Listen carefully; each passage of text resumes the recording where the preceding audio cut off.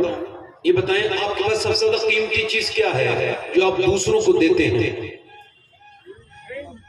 وہ ہے وقت، جس کی کوئی قیمت نہیں۔ مولا علی فرماتے ہیں اگر زندگی کا کوئی دوسرا نام ہوتا تو وقت ہوتا،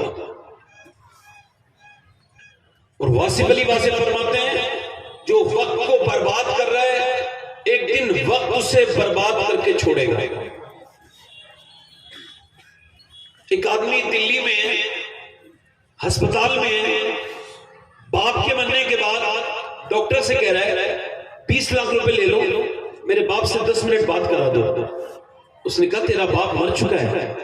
اس نے کہا 25 لاکھ روپے لے لو، 25 میری 10 منٹ بات کرا دو۔ اس نے کہا بھائی تم پاگل ہو کیا، یا تمہارے باپ کے صدقے نے تمہیں پاگل کر دیا ہے؟ کہا لگا نہیں ایسا کرو 30 لاکھ لے لو۔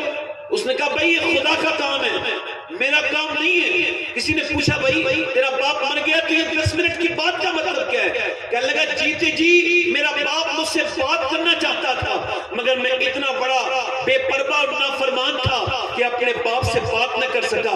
میرا بڑا باپ آپ جب سے بیمار ہوا ہے تب سے مجھے باپ کی اہمیت کا اندازہ ہوا ہے۔ اب افسوس یہ ہے کہ میں 1 کروڑ روپے بھی دے کر کے 10 منٹ اپنے باپ سے بات نہیں کر سکتا۔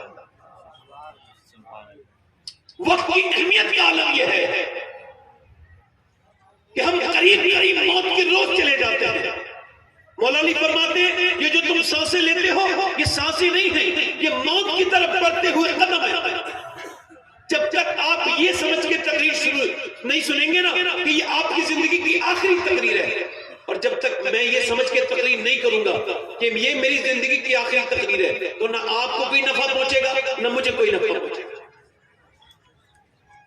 چونکہ کل کی امید گناہ کرواتی ہے اور موت کی فکر گناہوں سے روکتی ہے۔ حضور علیہ السلام نے فرمایا تم میں نیک وہ ہے جو موت کا ذکر کرتا ہے۔ اچھا موت کا اگر ذکر نہیں بھی کریں گے تب بھی مرنا ہے۔ حضور نے فرمایا ہر نماز کو آخری سمجھ کے پڑھو۔ مطلب کیا ہے؟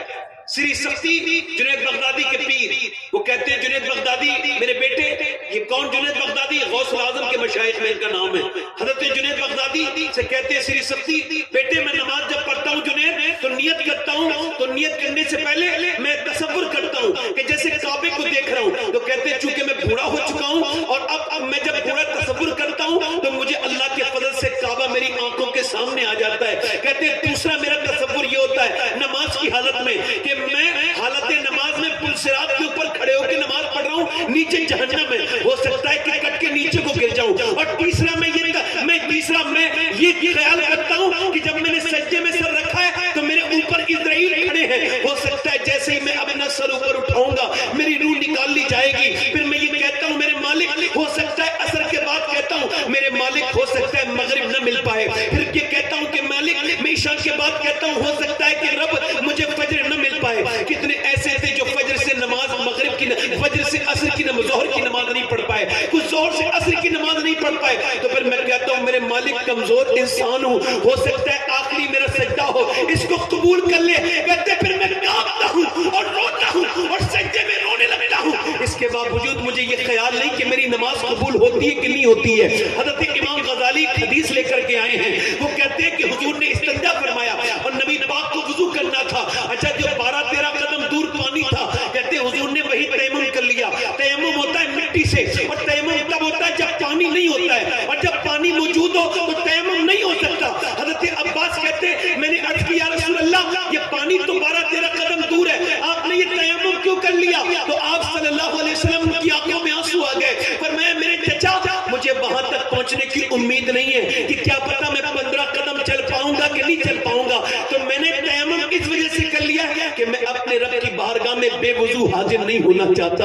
اللہ اکبر، ذرا غور تو کرو لوگوں، کیا ہم میں کوئی اس لائق ہے کہ ابھی موت آ جائے تو کہ اس کا بیگ تیار ہو؟ سفر کے لیے تو بیگ تیار کیا ہے، کیا موت کے لیے بھی بیگ تیار کیا ہے؟ بتاؤ کبھی سوچا ہے کہ اگر آج ہی موت آ جائے تو اس لائق ہو کہ اللہ کی بارگاہ میں حاضر ہو سکو گے؟ میں اس لائق ہوں؟ کتنے گناہ کرتے کرتے، کتنی بدنگاہی کرتے کرتے، اللہ اکبر، وقت اسے دینا چاہیے تھا، وقت اسے وقت کا صحیح استعمال کرنا چاہیے تھا، مگر وقت کا صحیح کیا. نوجوانوں سے پوچھو, ذرا غور تو کرو کہ تم اپنا وقت کہاں خرچ کرتے ہو. تو آج آپ رات میں 1:30 بجے بیٹھے ہو, آپ کو لگتا ہوگا بہت بڑی بات ہے, مگر امی عائشہ فرماتی ہیں کہ جب پورا مدینہ سو جاتا تھا تو نبی کریم صلی اللہ علیہ وسلم امت کے سرکار دو عالم نماز میں کھڑے ہوتے تھے, اور پھر نبی پاک اتنا لمبا قیام کرتے تھے, یعنی نماز میں اتنا لمبا کھڑا ہوتے تھے کہ حضور کے پاؤں پہ ورم آ جاتا تھا. اور پھر جب رات کو پورا مدینہ سو جاتا تھا تو سردیوں کی راتوں میں میرے نبی پوری رات روتے تھے. امی عائشہ سے پوچھا کتنی روتے تھے؟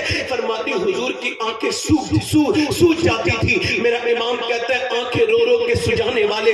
کہا پھر کتنے آنسو گرتے تھے؟ کہا اتنے آنسو گرتے تھے کہ گھر کے باہر کو آنسو نکل جاتے تھے. اللہ اکبر. یا کچھ حجاج بیٹھے ہوں گے عرفات کے میدان میں دعا مانگنا سنت ہے نبی ذی الحجہ کو. میں جب 2017 میں گیا تو میں نے آدھا گھنٹے دعا مانگی. اتنا تیز دھوپ تھی, ایک تو سر پہ کوئی ٹوپی بھی نہیں تھی اور سایہ بھی کوئی ہوتا نہیں ہے وہاں پر.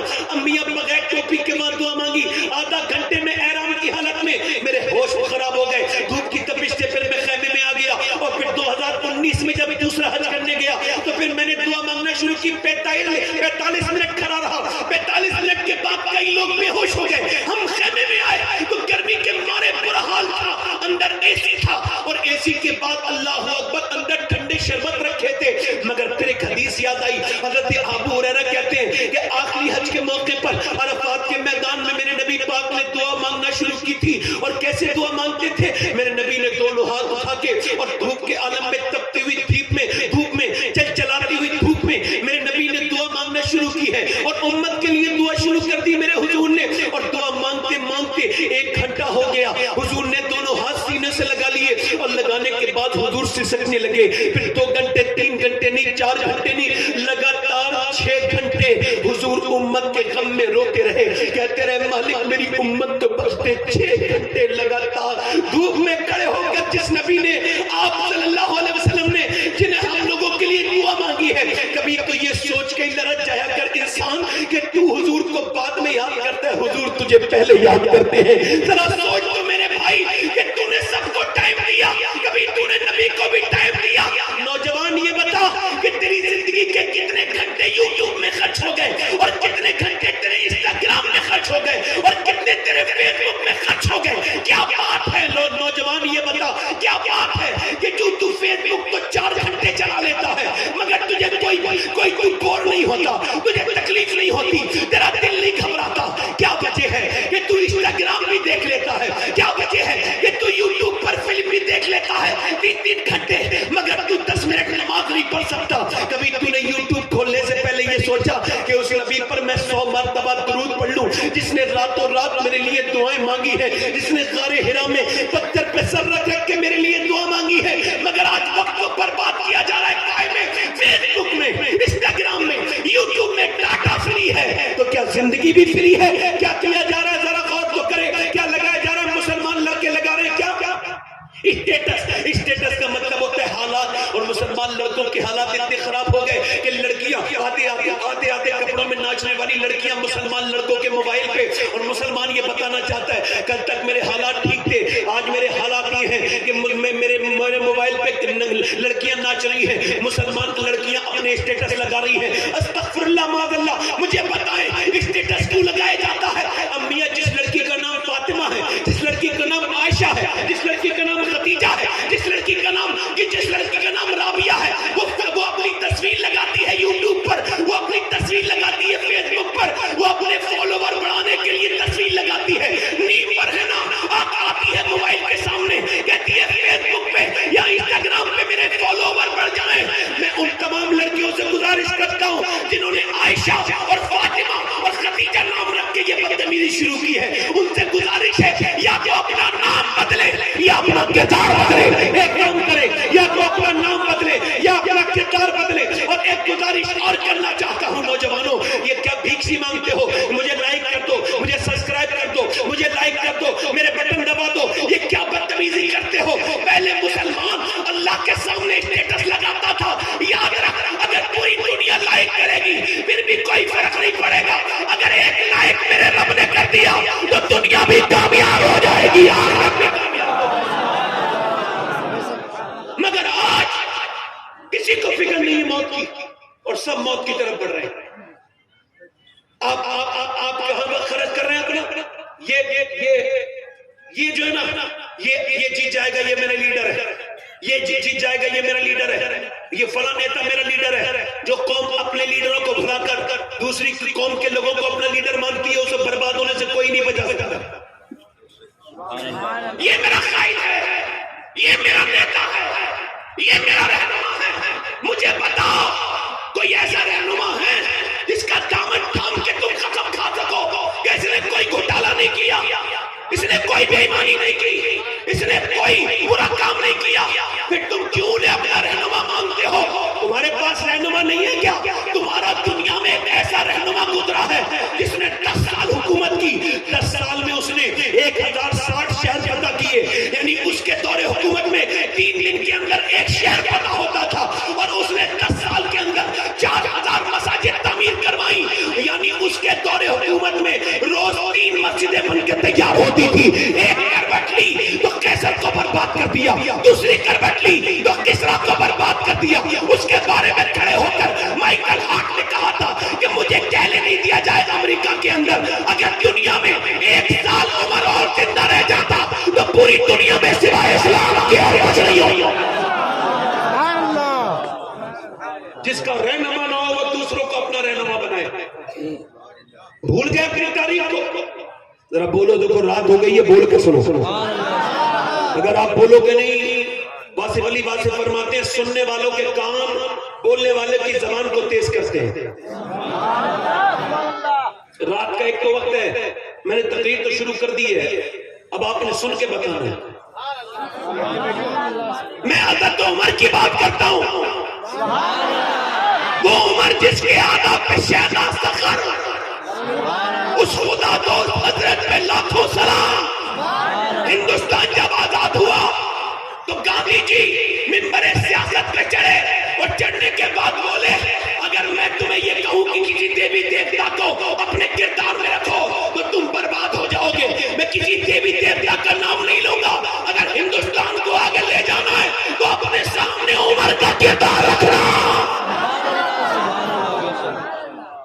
بولو تو صحیح طرح سبحان اللہ. کس کا کردار رکھنا؟ بولو. امی عائشہ سیدہ عائشہ، میری بہنیں سنیں، سیدہ عائشہ امی عائشہ فرماتی ہے، امی عائشہ سیدہ عائشہ فرماتی ہے، امی عائشہ فرماتی ہیں اپنے وصال کے وقت میں وصیت کرتی ہیں، فرماتی لوگوں میں تمہیں وصیت کر کے جاتی ہوں اپنی کوئی محفل ایسی مت ہونے دینا جس میں عمر کا ذکر نہ ہو، کیونکہ جب تک عمر کا ذکر نہیں ہوگا تب تک انصاف کا ذکر نہیں ہوگا، اور جب تک انصاف کا ذکر نہیں ہوگا تب تک پروردگار کا ذکر نہیں ہوگا. بولو ذرا، بولو ذرا، مسکرا کے بولو.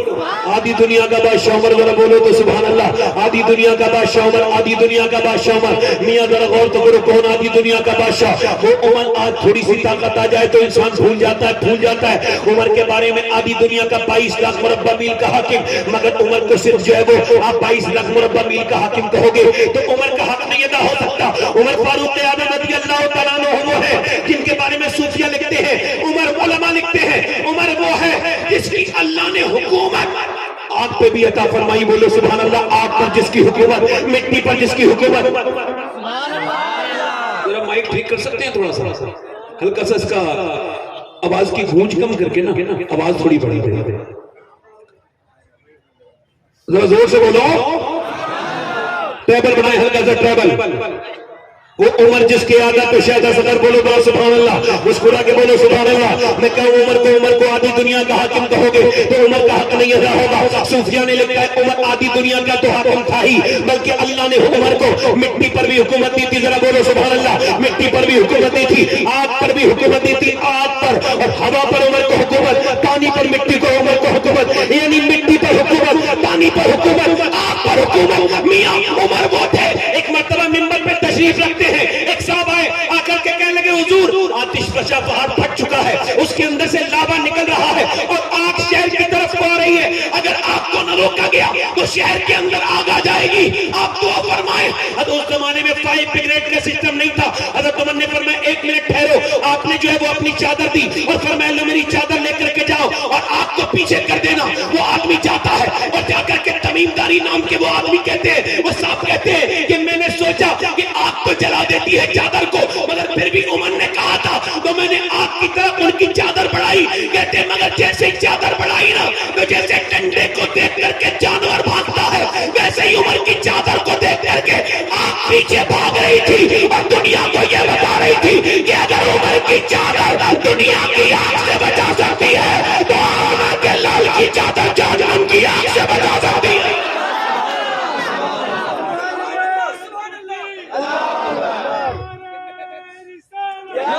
تھوڑی دیر مجھے سن لیں آپ، ذرا زور سے بولے سبحان اللہ، مسکرا کے بولے ذرا سبحان اللہ. آپ کی بڑی مہربانی ہوگی ذرا دھیان سے بولے سبحان اللہ.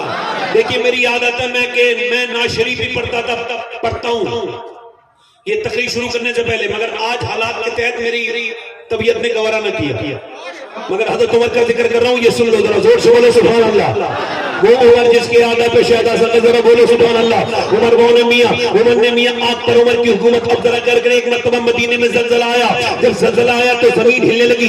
جب زمین ہلی تو یہ دیکھو تمہارے بزرگوں کے واقعات. جب زمین ہلی تو حضرت عمر فاروق اعظم نے زمین پہ اپنا پاؤں رکھا اور پھر آپ بڑی عاجزی انکساری کے ساتھ کہنے لگے اے زمین کیا عمر تیرے اوپر انصاف نہیں کرتا جو تو ہل رہی ہے؟ کیا عمر نے تیرے اوپر انصاف نہیں کیا ہے؟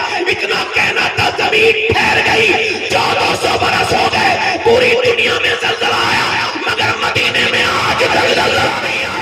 عمر فاروق اعظم ہے. اب دیکھیں ایک مرتبہ حضرت عمر ممبر پہ ہے اور ممبر پہ کھڑے ہو کے کہتے ہیں یا ساریہ الجبل، اے ساریہ پہاڑ کو نہ چھوڑنا. ذرا غور تو کریں آپ. حضرت علی کہتے ہیں یار عمر وہ ساریہ تو 1300 کلومیٹر دور جنگ لڑ رہے ہیں، انہیں تو نے کیسے پکارا؟ حضرت عمر کہنے لگے علی مجھے جذب کی کیفیت طاری ہو گئی تھی تو میں نے کہہ دیا، بس یوں ہی کہہ دیا. حضرت عمر بچانے لگے بات کو. حضرت علی کہتے ہیں مگر میں نے وہ دن وہ وقت وہ اپنی ڈائری میں نوٹ کر کے رکھا. جب ساریہ 3 مہینے کے بعد واپس آئے تو میں نے کہا ساریہ کیا تمہیں عمر کی آواز آئی تھی؟ کہنے لگے ہاں.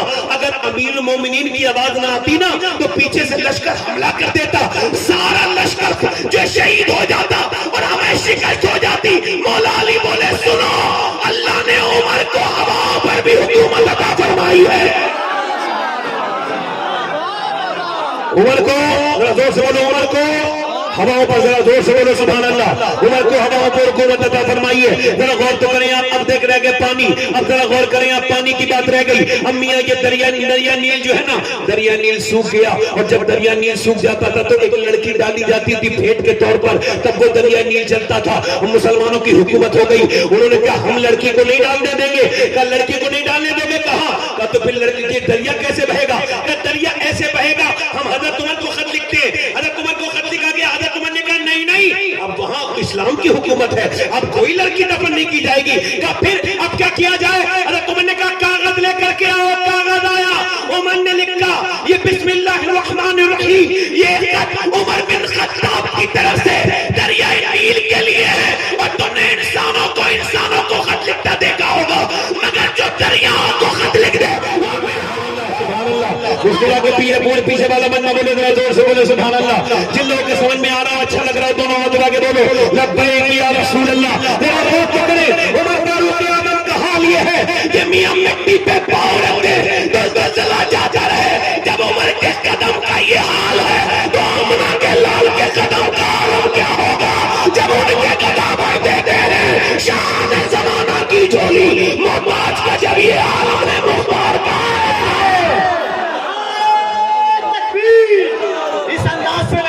محبت کے ساتھ پورا مجمع دونوں ہاتھوں کو اٹھا کر وہ عمر جس کے عادت پہ شہدا سکر اللہ اکبر. عمر فاروق اعظم. عمر فاروق اعظم کون ہے؟ توجہ کریں مسکرا کے بولے سبحان اللہ. عمر فاروق اعظم کون ہے میاں؟ عمر فاروق اعظم وہ ہے کہ جنہوں نے میاں پوری جب کیجریوال نے دلی کی حکومت سنبھالی تو اس نے کیا کہا کہ میں اب عمر کے طریقے پہ چلا ہوں تب میں دلی کا مکھ منتری بنا ہوں. اور دنیا اس بات کو دیکھ لے کہ تمہارے لیڈروں کو دوسرے لوگ مانتے ہیں مگر تم اپنے لیڈروں کو نہیں مانتے. ہم تو بلا چکے ہیں حضرت عمر کو. پیروں فقیروں کے بارے میں ساری معلومات موجود ہے اور ہونی بھی چاہیے، میں مخالف نہیں، مگر کم سے کم ان کے بارے میں بھی معلومات ہونی چاہیے نا جو حضور کے یار ہیں. عمر ہے بھائی. ذرا اس کا مائک بہت اچھا کر دو. میرا مائک ٹھیک نہیں ہے، آپ کا تو مائک بالکل ٹھیک ہے. یہ آواز جو آ رہی ہے اسے کم کر دو. اور بھائی جو لوگ موبائل پہ بات کر رہے ہیں ان سے گزارش ہے کہ یہ وقت موبائل پہ بات کرنے کا تھوڑی ہے، یہ تو تقریر سننے کا وقت ہے. گزارش ہے بس یہاں رہنا دو. یہاں رہنے دو بس, میری آواز سیٹ ہو گئی, یہی رہنے دو, ٹھیک ہے. عمر کے اندر یہ انقلاب کیسے آیا؟ عمر تو ننگی تلوار لے کر کے چلے تھے نبی پاک صلی اللہ علیہ وسلم کی طرف کہ اسلام کو ختم کر دوں گا, مسلمان نہیں بننے دوں گا 40 ماہ. کسی نے پکڑا, کہا عمر ذرا یو ٹرن لے, یو ٹرن. تو کیا ہوا؟ کہ اسلام کو ختم بعد میں کرنا, تیرے بہن بہنوئی دونوں مسلمان ہو چکے ہیں. عمر گئے, جا کر کے دروازے پہ دستک دی, اندر قرآن کی آواز آ رہی تھی. عمر نے آواز دی, قرآن ایک دم دروازہ کھلا, بہنوئی آئے, قرآن کو بند کر دیا گیا, چھپا کے رکھ دیا گیا. بہنوئی آئے, عمر بولے کیا تم اسلام لا چکے ہو؟ ہاں اسلام لا چکے ہیں. وہیں سے ماننا شروع کر دیا. حضرت عمر پہلوان انسان مارتے مارتے مارتے مارتے بہنوئی کو بالکل موت کے قریب کر دیا. بہن آگے بڑھ کے بولی کیا تو میرا سگا بھائی نہیں ہے؟ کیا تو اپنی بہن کو بیوہ کرے گا؟ تو پھر بہنوئی کو چھوڑ کے بہن کو ماننا شروع کر دیا. اب ایک تو عورت ذات اس پہ کمزور, منہ پہ اتنے تھپڑ مارے, اتنے تھپڑ مارے کہ منہ پھٹ گیا, منہ سے خون نکلنے لگا. اللہ اکبر, جب منہ سے بالکل خون ہی خون نکلا تو پھر بہن کو مارتے مارتے مارتے مارتے جب بہن کے منہ سے میاں خون ہی خون نکل رہا تھا تو ہلکا سے رحم آیا. بولے بولے اسلام چھوڑ ورنہ جان سے مار دوں گا, چھوڑے گی اسلام؟ بہن بولی سن عمر, تو جس کا تاب کا بیٹا ہے میں اس کا تاب کی بیٹی ہوں. تو نے جس ماں کا دودھ پیا ہے میں نے بھی اسی ماں کا دودھ پیا ہے. میں اپنی جان تو دے سکتی ہوں مگر نبی کا دیا ہوا ایمان نہیں دے سکتی.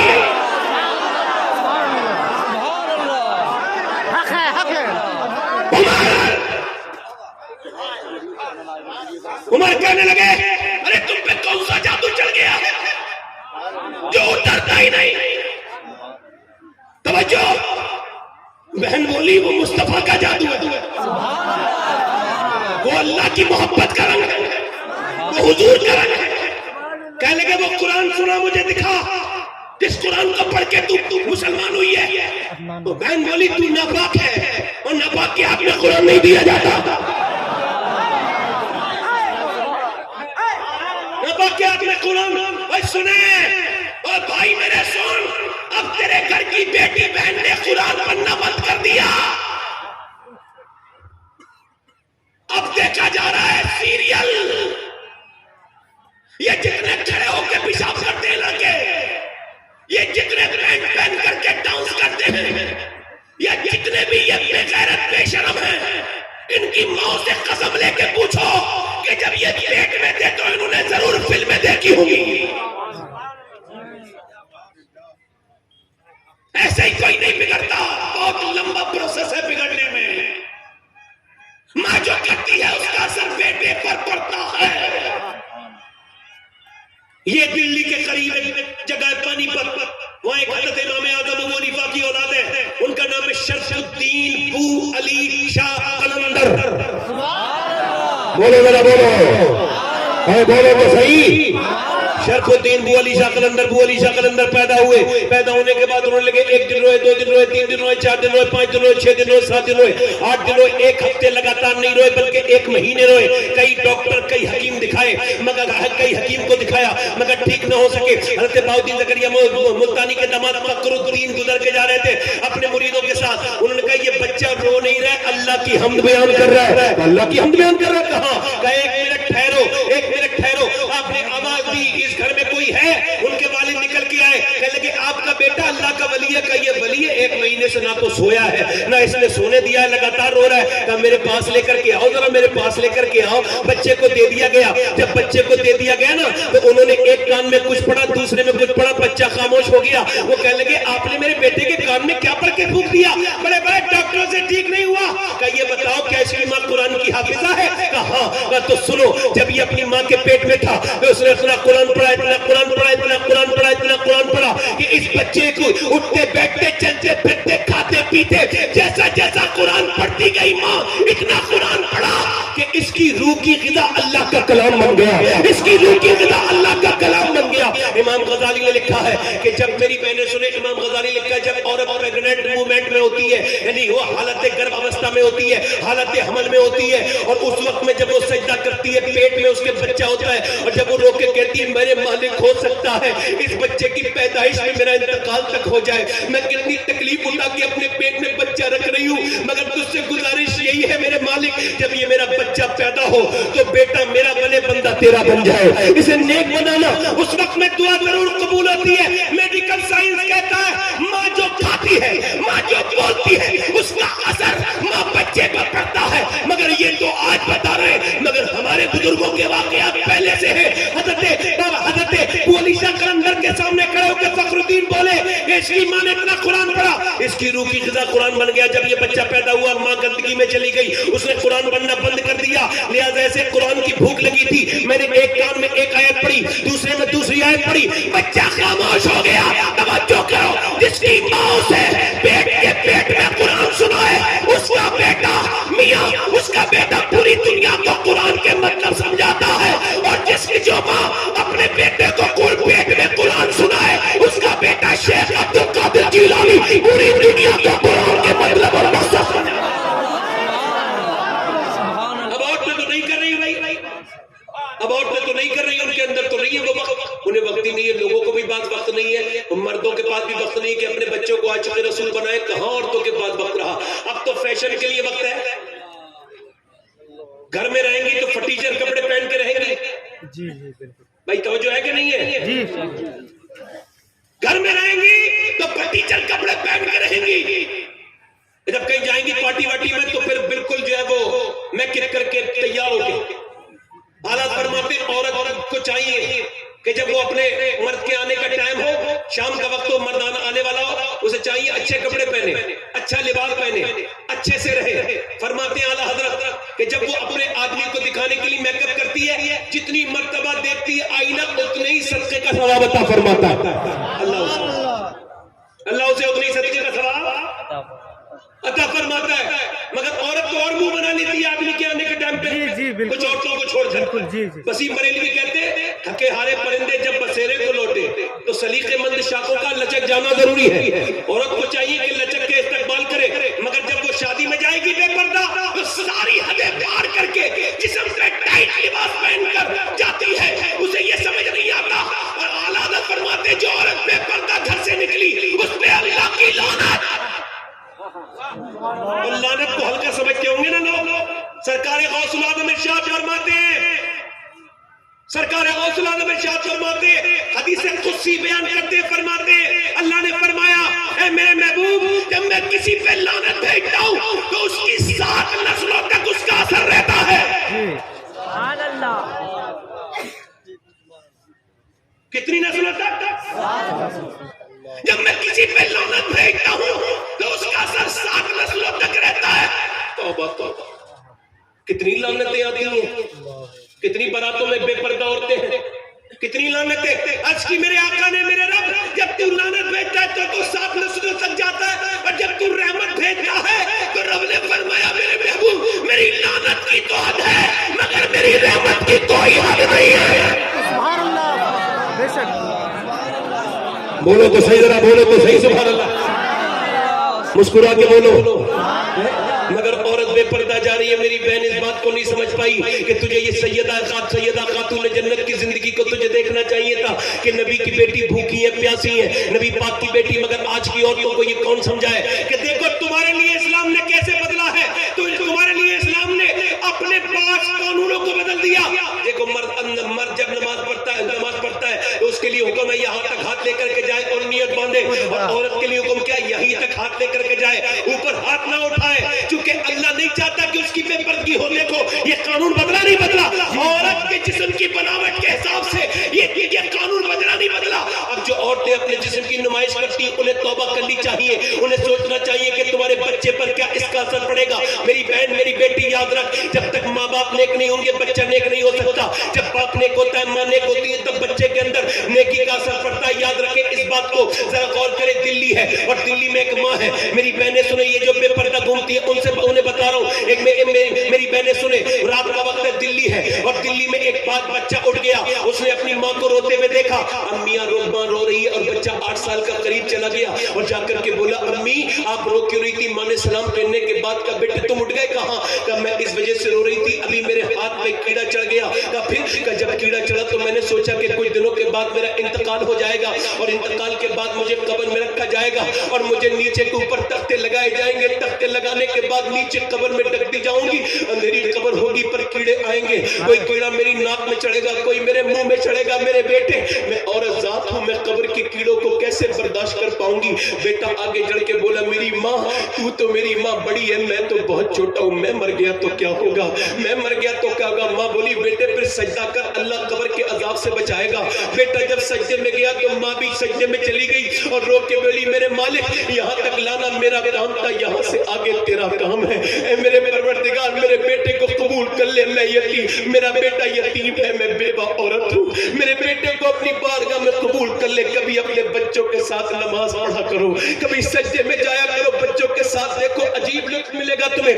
اللہ اکبر۔ میاں ذرا غور کرے، وہ ماں روز روتی تھی، بچہ بھی روز روتا تھا، بچہ جوان ہو گیا، ماں بوڑھی ہو گئی، ماں کا وصال ہو گیا، بیٹے کا رنگ پوری دلی پہ نہیں پوری دنیا پہ چڑھا، رنگ چڑھ گیا دلی پوری دنیا پر، بیٹے کا بھی وصال ہو گیا۔ مگر دنیا جا کے دیکھے وہ جو رات کو روتی تھی نا، کوئی جا کر کے دیکھے، کوئی جا کر کے دلی میں بادشاہوں کی عورتوں کے بادشاہ کی عورتوں کے نام و نشان نہیں، ان کی قبروں کے نشان نہیں ملیں گے۔ مگر جو وہ رات کو روتی تھی نا، اس کا مزار دلی میں ایمز کے پاس 3 بیگھہ زمین میں بنا ہوا ہے، ہر ہفتے اس کے مزار پہ میلہ لگتا ہے بدھ کے دن، اس کا نام سیدہ زلیخا المعروف مائی صاحبہ ہے، اس کے بیٹے کا مزار بھی قریب میں ہے۔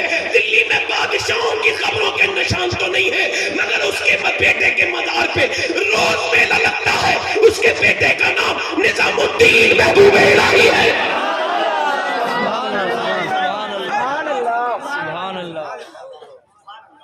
اگر مجھے ڈسٹرب نہ کریں لوگ تو میں تقریر کر جاؤں گا۔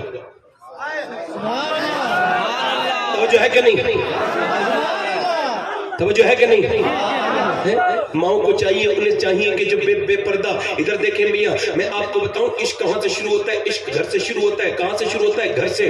باپ نیک تو بچہ نیک، باپ شریف تو بچہ شریف، ماں شریف تو بچہ شریف۔ دیکھیں آپ نے دیکھا ہوگا مولوی 99% اپنے ماں باپ کے فرما بردار ہوتے ہیں، ہوتے کہ نہیں ہوتے ہیں؟ بولو ہوتے کہ نہیں ہوتے؟ 99%۔ کیوں؟ امام غزالی کہتے ہیں اس وجہ سے جب بچہ بولنا شروع ہونا، کتنا 1 سال کا ہو جائے اور جب بولنا شروع ہونا اور بچہ جب بولنا شروع ہو تو دیکھو اس کے ساتھ بچے سے باپ جب کہتا ہے نا، باپ اسے سکھائے کیا؟ اللہ، کیا؟ اللہ اللہ اللہ اللہ اللہ اللہ اللہ، تو بچہ کہے گا ابا ابا ابا ابا ابا۔ اب آپ 1 سال کے بچے سے رٹا رہے کو اللہ اللہ، وہ بچہ کہے ابا ابا۔ امام غزالی کہتے ہیں وہ کہتا تھوڑی ہے، اس سے اللہ کہلواتا ہے۔ دیکھ تو نے اسے میرا نام سکھایا ہے، میں نے اسے تیرا نام سکھا دیا ہے۔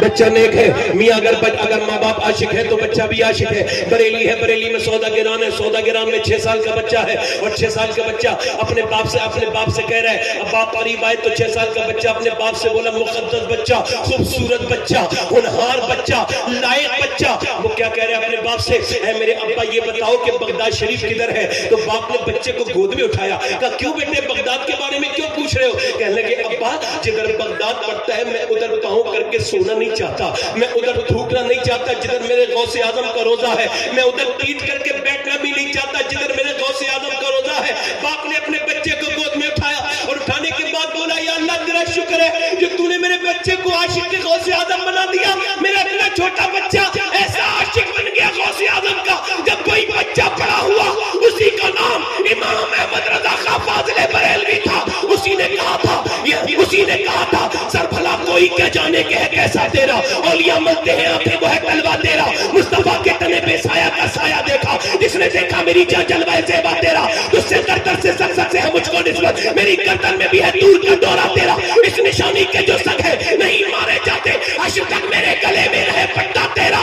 فرماتے ہیں مجھ کو رسوا بھی اگر کوئی کہے گا تو یوں ہی ہاں وہی نام رضا بندہ رسوا تیرا۔ کئی فرماتے بندہ قادر کا بھی قادر بھی ہے عبد القادر، سر ظاہر بھی ہے باطن بھی ہے عبد القادر، مفتی شرع بھی ہے، قاضی ملت بھی ہے، علم اسرار سے ماہر بھی ہے عبد القادر، رس کے بلبل ہے رضا، لالا استداد بھی ہے، آپ کا واسق و ذاکر بھی ہے عبد القادر۔ کئی فرماتے طلب کا منہ تو کس قابل ہے آغا، مگر تیرا کرم کامل ہے آغا۔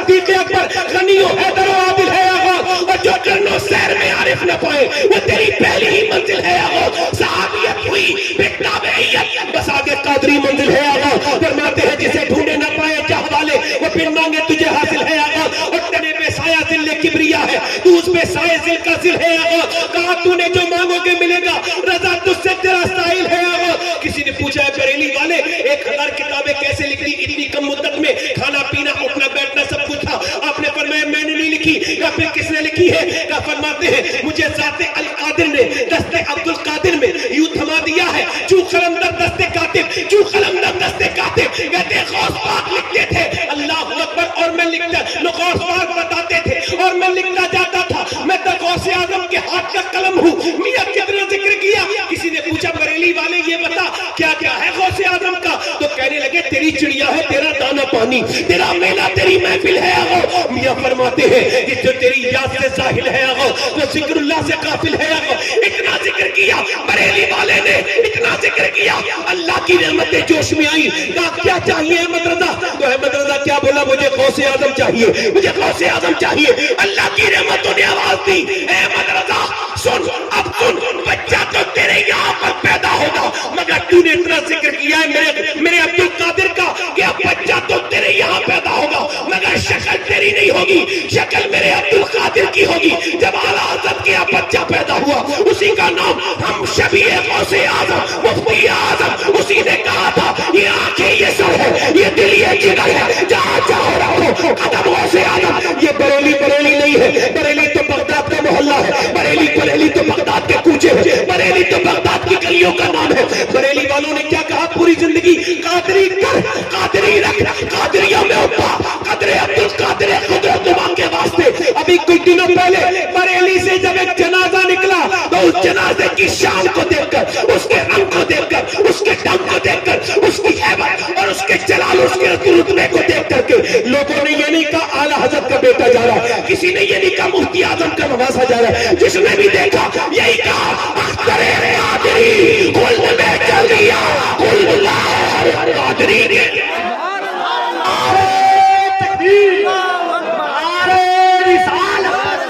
امام احمد رضا کانفرنس فیضان حضور تاج الشریعہ، زور سے بولو، کہاں جا رہے ہو؟ بیٹھو، دل لگا کے بولو ذرا، مسکرا کے بولو سبحان اللہ، مسکرا کے بولو ذرا۔ میاں جب اپنے گھر میں جس کا بھی ذکر کرو گے بچہ اسی کی طرح ہو جائے گا۔ جی جی بالکل۔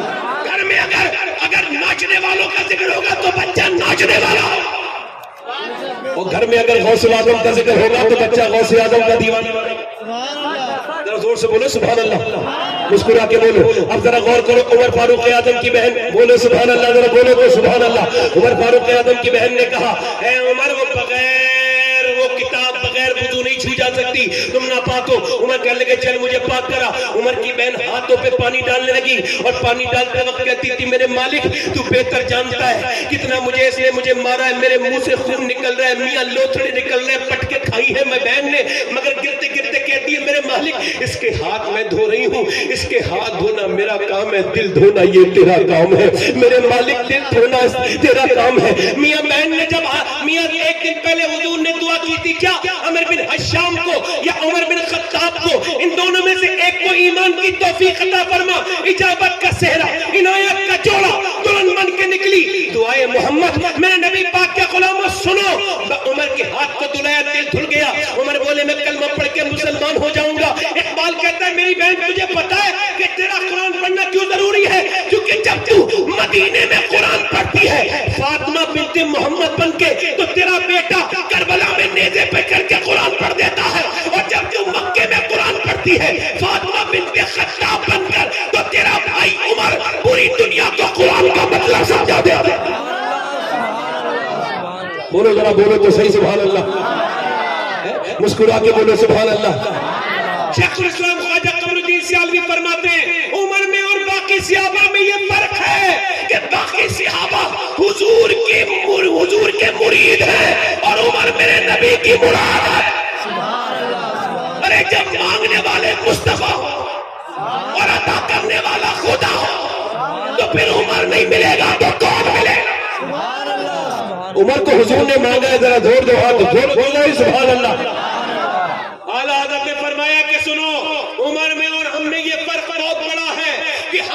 شیطان پریشان کرتا ہے مگر عمر شیطان کو پریشان کر دیتا ہے.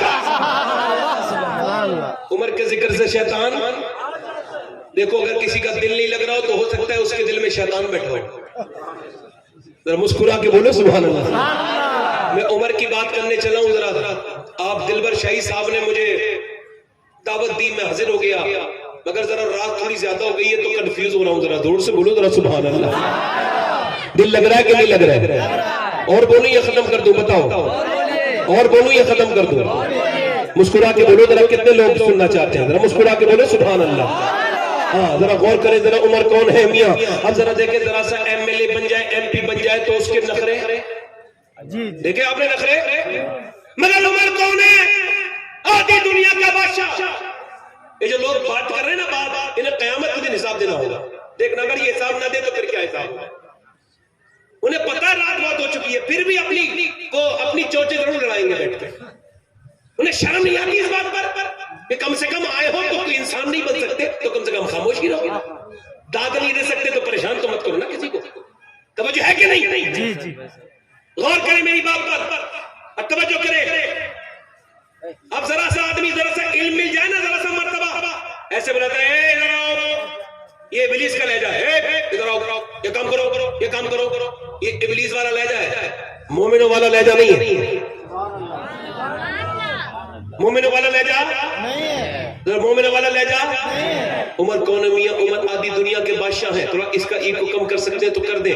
ذرا غور کریں. آدھی دنیا کے بادشاہ اور کیا کر رہے ہیں میاں؟ صبح کوٹنے کے بعد مشکیزہ لیتے ہیں، رسی لیتے ہیں. اس کے بعد رسی نکالنے کے بعد نا وہ پانی جو ہے نا پانی بھرتے ہیں، اور پانی بھرنے کے بعد چل دیتے ہیں. اور ایک کے گھر پانی بھر کے مشکیزے میں، دوسرے کے گھر، تیسرے گھر، 4 گھر، 5 گھر، 6 گھر. اور دھوپ جب نکلنے لگتی ہے تب تک پانی بھرتے ہیں. کوئی کہتا ہے امیر المومنین آپ کی پریشانی اٹھاتے ہیں، لائیے ہم پانی بھر دیتے ہیں. کہتے قیامت کے دن میرا بوجھ اٹھا لو کہ جو آج اٹھانے آئے ہو. اللہ اکبر. پھر پانی بھر کے پھر لوگوں کا سودا لا کر کے دیتے ہیں. کسی نے پوچھا آپ کس کے گھر پانی بھرتے ہیں؟ فرمانے لگے مدینے میں کچھ بیوہ عورتیں ایسی جن کا کوئی پانی بھرنے والا نہیں ہے تو میں ان کے گھر پانی بھرتا ہوں.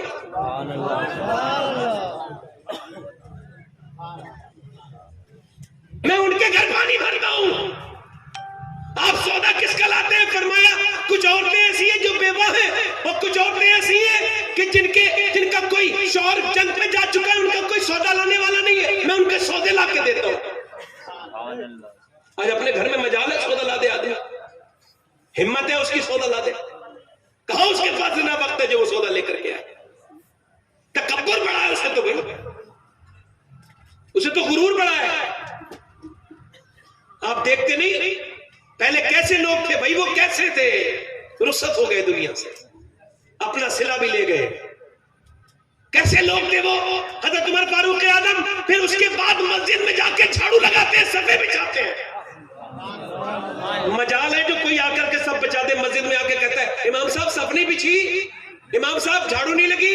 اور آپ بھی تو لگا سکتے ہو نا جھاڑو. ایک بابا فرید الدین کے پاس ایک آدمی آیا، کہنے لگا حضور بات یہ، میں آپ سے گزارش کرتا ہوں. کہا بولو. کہ حضور بات یہ، مجھے مسئلہ میرے ساتھ یہ ہے حضور کہ میرا دل سخت ہو گیا، آپ کی تقریر سنتا ہوں تو دل پہ اثر نہیں ہوتا. پہلے لوگوں کے دل پہ اثر نہیں ہوتا نا تو وہ کہتے تھے ہمارا دل خراب ہے. اب کہتے ہیں کہ نہیں وہ تقریر ٹھیک سے نہیں ہو رہی تھی. کہنے لگا آپ کی تقریر کا میرے دل پہ اثر نہیں ہوتا، میرا دل میلا ہو گیا ہے. تو بابا فرید الدین نے نہیں فرمایا یہ پڑھ لینا وہ پڑھنا، آپ نے فرمایا ایسا کرو، آپ نے فرمایا ایسا کرو، آپ نے فرمایا کہ مسجد میں جھاڑو لگایا کرو. کہ حضور اس سے دل کا کیا مطلب ہے؟ کہ دل کا مطلب یہ ہے تو اللہ کا گھر صاف کر، اللہ تیرے دل کو صاف کر دے گا.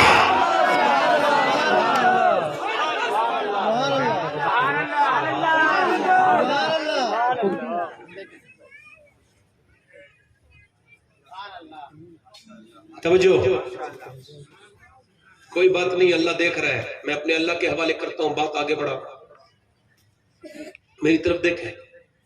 حضرت عمر فاروق اعظم کتنے عام انسان بن کے رہتے ہیں. کیکڑ کے پیڑ کے نیچے پتھر پہ سر رکھ کے سو گئے.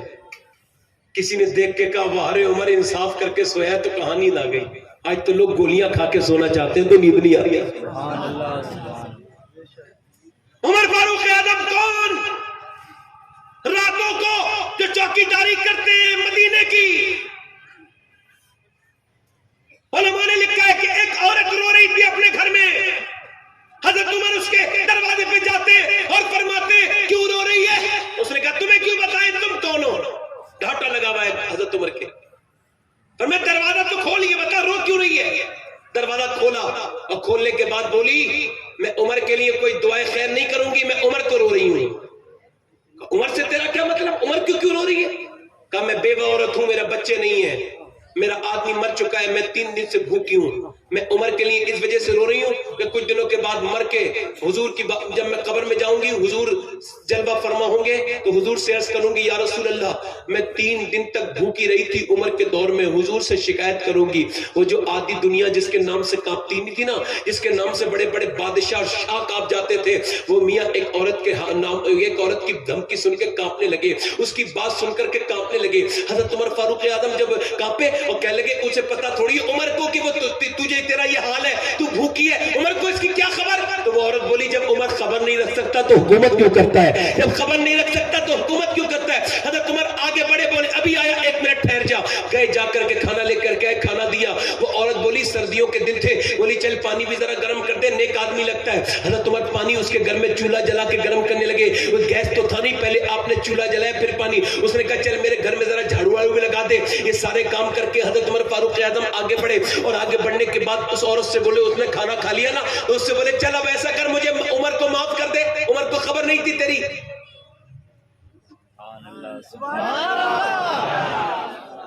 آج مجال ہے کوئی کسی سے معافی مانگ لے؟ 2 لوگوں میں جھگڑا ہو گیا تو میں کہہ رہا تھا بھائی معافی مانگو، ختم کرو، تو کہہ لگا اس سے کہو یہ معافی مانگے. بولا نہیں اس سے کہو. دونوں میں جھگڑا ہونے لگا اسی بات پہ، یہ معافی مانگے. میں نے کہا تم دونوں کو تکلیف ہو رہی ہے تو لو میں نے مانگ لیتا ہوں آپ دونوں سے معافی. اب تو میاں سگی ماں سے بندہ معافی نہیں مانگتا. ایک جگہ میں فاتحہ میں گیا تو اس کی ایک عورت نے مجھے کمرے بلا کے کہنے لگی، بوڑھی تھی، کہنے لگی سید صاحب یہ میرا بیٹا ہے جو اتنی بڑی فاتحہ نیاز کرا رہا ہے، اس سے کہو کم سے کم 1 ہفتے میں 100 روپے مجھے بھی تو دے دیا کرے. کہنے لگی اس کا باپ جب زندہ تھا میں پان کھاتی تھی، جیسے اس کا باپ مرا ہے اس نے کہا کہ آج کے بعد پان مت کھانا تم، میں تمہارے پان کا خرچہ نہیں اٹھا سکتا. اور کہنے لگی یہ چپکے جو ہے نا سید صاحب، یہ چپکے نا وہ لے کے آتا ہے پھل، چپکے میٹھا لے کے آتا ہے اور پھر اپنے بچوں کو اپنی بیوی کو دے دیتا ہے. مجھے بڑی تکلیف ہوتی ہے. آپ اس سے کہو کہ یہ کھلایا نہ کرے، کم کم تھوڑا بہت مجھے دے دیا کرے، نہ دیا کرے تو مجھے بتا دیا کرے. کیا میں اس کی دشمن ہوں؟ یہ میرے ساتھ ایسا سلوک کرتا ہے. میں کہتا ہوں یار غیرت اور شرم نہیں آئی یہ کرتے ہوئے؟ ماں کے ساتھ یہ مسئلہ کرتے ہو کہ ماں دیکھ رہی ہے بیوی کے لیے دنیا بھر کی چیزیں خریدی جا رہی ہیں، میاں بیوی کے لیے کئی جوڑی کپڑے بن رہے ہیں. ماں سے عید کے دن بھی نہیں پوچھا جا رہا ہے ماں تیرے لیے ایک جوڑی عید کے دن کپڑے بنا دو، چونکہ وہ کہتی نہیں ہے نا. کبھی ماں کا کوئی پوچھتا ہی نہیں. ماں سے چھپ کے کھانے لے جانے والے. وہ سن تو امی عائشہ فرماتی میرے دروازے پہ ایک عورت آئی، میں نے دروازہ کھولا، اس نے کہا میں بھوکی ہوں، میرے 2 بچے ہیں. آپ نے دروازہ کھول کے فرمایا، وہ کہنے لگی مجھے کچھ کھانے کو دے دو. امی عائشہ فرماتی میرے گھر 3 کھجور تھی، میں نے اسے تینوں دے دی. اس نے ایک بچے کو 1 کھجور کھلائی، دوسرے بچے کو دوسری دی، اور تیسری اس نے اپنے منہ میں رکھنے والی تھی اور منہ میں رکھ لی. تو بچے اپنی کھا کے ماں کی طرف دیکھنے لگے اور ماں کو بھوکی نظروں سے جب بچوں نے دیکھا تو ماں نے اپنے منہ سے کھجور نکالی اور اس کے 2 ٹکڑے کیے. ایک کھجور ایک منہ میں دے دی، دوسرے کے منہ میں دے دی. امی عائشہ فرماتی یہ دیکھ کر کے میں رونے لگی. نبی پاک تشریف لائے، سرکار دو عالم نے فرمایا عائشہ تمہیں کس چیز نے رلایا ہے؟ میں نے عرض کی یا رسول اللہ صلی اللہ علیہ وآلہ وسلم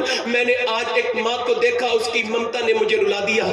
کیا ہوا عائشہ؟ فرمایا عرض کی یا رسول اللہ میں نے 3 کھجوریں دی تھی، بھوکی آئی تھی، کہتی تھی کئی دن کی بھوکی ہوں. اس نے 1 کھجور ایک بچے کو دے دی، دوسرے کو دے دی، پھر اس کی 1 کھجور رہ گئی، اس نے اپنے منہ میں رکھی، وہ کھانے والی تھی تو ایک بچے نے دوسرے بچے سے کھا لی اور دونوں بچے ماں کی طرف دیکھنے لگے. جب ماں کی طرف دیکھا تو ماں نے اپنے منہ سے کھجور نکالی، 2 ٹکڑے کی، ایک کے منہ میں دے دی، دوسرے کے منہ میں دے دی. اللہ اکبر، ذرا توجہ کریں. امی عائشہ فرماتی یہ سب دیکھ کر میری آنکھوں میں آنسو آ گئے. حضور نے فرمایا اللہ نے اسی وجہ سے تو مرتبہ عائشہ اتنا بڑا ماں کا بنا ہے. میں بتاؤں ماں ایک بار چلی جائے تو دوسری بار ماں نہیں ملتی، سوائے ٹھنڈی مٹی کے رونے کے اور کچھ نہیں ملتا. یاد رکھو ماں ہوتی ہے، ماں اگر ماں ہوتی ہے باپ ہوتا ہے. ایک آدمی کہنے لگا میرے باپ نے مجھے بے دخل کر دیا، سید صاحب میرے لیے دعا کر دیں. میں نے کہا تم نے ضرور کچھ ستایا ہوگا. کہ میں نے نہیں ستایا، میرے باپ نے مجھے بے دخل کر دیا. میں نے کہا تمہیں عید پہ اس بار اپنے باپ سے عید ملنی ہے. کہنے لگے ٹھیک ہے آپ کہہ رہے ہیں تمہیں عید ملوں گا مگر وہ ملے گا نہیں. میں نے کہا تمہیں عید بھی ملنی ہے اور درود بھی پڑھنا ہے. وہ چلا گیا اور پھر واپس آیا، کہنے لگے ابا مان گئے. میں نے کہا کیسے مان گئے؟ کہنے لگے میں نے اپنے ابا سے کہا عید ملوں گا. بولے نہیں ملوں گا. میں نے کہا چل ابا عید مل لے, عید کا دن ہے. وہ مجھے بار بار پیچھے کرتے رہے, میں نے زبردستی دبا لیا, مگر جب دبا کے میں نے اپنے باپ کے سینے سے سینہ لگایا کچھ دیر تو وہ ہٹاتا رہا, مگر جب میرا سینہ میرے باپ کے سینے سے لگا تو میرا باپ پھوٹ پھوٹ کے رویا. میں نے کہا ابا آج سے پہلے آپ کو اتنا روتے نہیں دیکھا تھا. تو میرا باپ کہنے لگا بیٹے آج سے پہلے تو نے اتنی عزت بھی تو نہیں دی تھی مجھے, تو نے مجھے ہمیشہ تکلیف دی. تو یہ سمجھتا ہے میری دولت میرا سب کچھ ہے, مگر میرے لیے تو سب کچھ ہے. میں نے مزدوریاں کی ہیں تاکہ تجھے میں پال سکوں. اے میرے بیٹے میرے دل پہ بہت برا اثر تھا تیری بدتمیزی کا. میرے بیٹے میرے بیٹے میں رات کو سویا نہیں کہ تو سوتا رہے. اے میرے بیٹے میں دھوپ میں چلتا رہا کہ تیرے سر پہ کبھی دھوپ نہ آئے. میرے بیٹے میں رات میرے بیٹے میں برسات میں بھیگتا رہا کہ تاکہ تیرے اوپر کوئی آنچ نہ آئے. مگر تو جوان ہوا, میں سمجھتا تھا میرے بڑھاپے کی لاٹھی ہے, مگر تو نے مجھے ستانا شروع کر دیا تھا. تو نے بیٹے اتنی عزت مجھے کبھی نہیں دی. مجھے آج عزت پہ محبت میں رونا آ گیا. بیٹا کہنے لگا میں بھی بہت لوگوں سے عید ملا ہوں, مگر سید صاحب آج تک باپ سے عید نہیں ملا تھا. آج ملاؤں تو پتہ چلا ہے کہ دوستوں کو ٹائم دینا اتنا ضروری نہیں ہے جتنا باپ کو ٹائم دینا ضروری ہے. میں آج باپ کا مطلب سمجھا ہوں. میں آپ کو بتا رہا ہوں ایک بار باپ چلا جائے تو پھر ٹھنڈی مٹی سے رونے کا کوئی فائدہ نہیں. ماں چلی جائے تو ٹھنڈی مٹی سے رونے کا کوئی فائدہ نہیں. اللہ اکبر. بابا فرید کہتے اپنے باپ کا تلوہ بغیر کسی کپڑے کے چوم لینا 7 سال کی نفلی عبادت سے بہتر ہے. اللہ اکبر. مگر تکبر اگر ختم ہوتا تو آپ اپنی بہن سے بھی معافی مانگ لیتے, اپنے باپ سے بھی معافی مانگ لیتے, مگر تکبر بہت ہے. عمر کہتے ایسا کر میں نے تیرا سام کام کر دیا, اب تو عمر کو معاف کر دے. وہ عورت بولی عمر کو معاف نہیں کروں گی, تیرے لیے دعا کروں گی. وہ کر دینا معاف عمر کو. عمر کو تیرے بارے میں پتہ نہیں تھا, جب آپ نے زیادہ کیا تو عورت بولی ٹھیک ہے معاف کیا. عمر بولے لے لکھ کے دے دے, لے لکھ کے دے دے. عمر میں لکھ کے دے دے. وہ بولی میں لکھنا نہیں جانتی, تم لکھ لو میں دستخط کر دوں گی. حضرت عمر نے لکھا. ایک عورت ناراض ہو گئی تھی, عمر نے اسے منا لیا ہے اور اس کے دستخط کروا رہے تھے کہ حضرت علی آ گئے اور حضرت حذیفہ آ گئے. کہنے لگے امیر المومنین آپ یہاں تشریف رکھتے ہیں اور ہم آپ کو ڈھونڈ رہے تھے. عورت بولی کون ہے امیر المومنین؟ کہا یہی تو امیر المومنین ہے. کہا یہ عمر ہے. کہا میاں. آگے بڑھ کے عورت بولی اب تو مجھے بھی تو معاف کر دے عمر. یہ بتا میں تجھے سمجھ نہیں پائی, میں نے اپنے گھر میں تجھ سے جھاڑو تک لگوا لی. عمر میں نے اپنے گھر میں تجھ سے کتنے کام کرائے, میں نوکروں کی طرح وہ تجھے بلا رہی تھی, تو مجھے بھی تو معاف کر دے. عمر کہنے لگے عورت تو پریشان مت, تو تجھے یہ سوچنا چاہیے کہ تو کہاں پہ رہتی ہے. تو مدینے میں رہتی ہے. اگر تو مدینے میں پریشان رہے گی تو میں حضور کو کیا جواب دوں گا جا کر کے. پھر حضرت علی کے ہاتھ میں وہ خط دیتے ہیں, کہتے علی مجھے لگتا ہے میرا انتقال پہلے ہوگا, تمہارا بعد میں ہوگا. یہ پرچہ رکھ دو اور میرے سینے پہ رکھ دینا. جب میں مر جاؤں کفن میں, حضور آئیں گے قبر میں, پوچھیں گے عمر کیسی حکومت کی, تو میں اپنا پرچہ آگے بڑھا کے کہوں گا یا رسول اللہ ایک عورت ناراض ہو گئی تھی, میں اسے بھی منا کے آیا ہوں یا رسول اللہ. یار ذرا غور تو کرو, جب عشق ایسا ہو تو معافی مانگنے میں بندہ دیر نہیں کرتا. سبحان اللہ سبحان اللہ. جب عشق ایسا ہو تو معافی مانگنے میں بندہ دیر نہیں کرتا.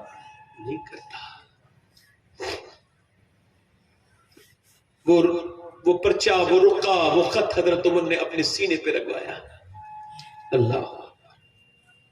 آج کوئی معافی مانگتا ہے, اللہ سے معافی مانگتے ہیں, چلو چھوڑو.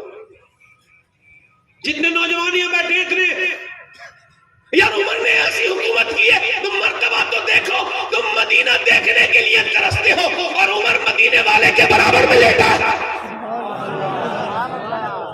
بھائی بیٹھ کے سن لو بھائی, بڑے پریشان کرایا آج مجھے. شاید 20-25 دن کے بعد, وہ 20-25 دن کے بعد اتنا پریشان ہوا ہوں گا. کوئی ادھر سے بول رہا ہے, کسی کی ادھر سے آواز آ رہی, مگر میں بھی تو لگا تھا اپنے کام پہ. میں نے کہا اپنی بات پوری کر دوں اور لوگوں کو کسی کے سمجھ میں آئے گی تو ٹھیک ہے, نہیں آئے گی تب بھی کوئی مسئلہ نہیں. بات تو میں پوری کر ہی رہا ہوں. میں نوجوانوں سے گزارش کرتا ہوں, میری بہنیں بیٹیاں بیٹھی ہیں, آپ سے بھی گزارش کرتا ہوں, کب توبہ کریں گے؟ گناہ تو بہت کر لیے, توبہ کب کریں گے؟ آخری روایت بیان کر کے اپنی بات کو ختم کرتا ہوں. بنی اسرائیل میں ایک عورت تھی, حسن کی ملکہ, حسین بہت تھے, مگر ایسی حسینہ نہیں تھی. جو اسے دیکھتا تھا, علماء نے لکھا ہے ایک بار جو دیکھتا تھا دوسری بار ضرور دیکھتا تھا. ایسا حسن سے نوازا تھا قدرت نے اسے. اس نے اپنے حسن کا غلط استعمال کیا, اپنا وہ بدترین ہو گئی، بدتمیز ہو گئی، خراب ہو گئی، اور خرابی کے بعد اس نے کیا کیا؟ حضرت عمر فاروق اعظم رضی اللہ عنہ کے غلاموں ذرا سنو، اس نے کیا کیا؟ اس نے کوٹا کھول لیا، اور کوئی ایسا نواب نہیں تھا جو اس کے یہاں پہ حاضری نہیں کرتا تھا۔ اس نے بڑی مہنگی فیسیں لی لوگوں سے اور برباد کر دیا لوگوں کو۔ بڑا محل بنایا، محل کا بڑا دروازہ بنایا، اس محل میں بیٹھتی تھی خوبصورت بن کے، اور دن میں رات طے کرتی تھی، کسٹمر جو ہے وہ نکی کرتی تھی، اور رات کو کسٹمر کو اپنا ٹائم دیتی تھی۔ اتنی بڑی فائشہ کی بات۔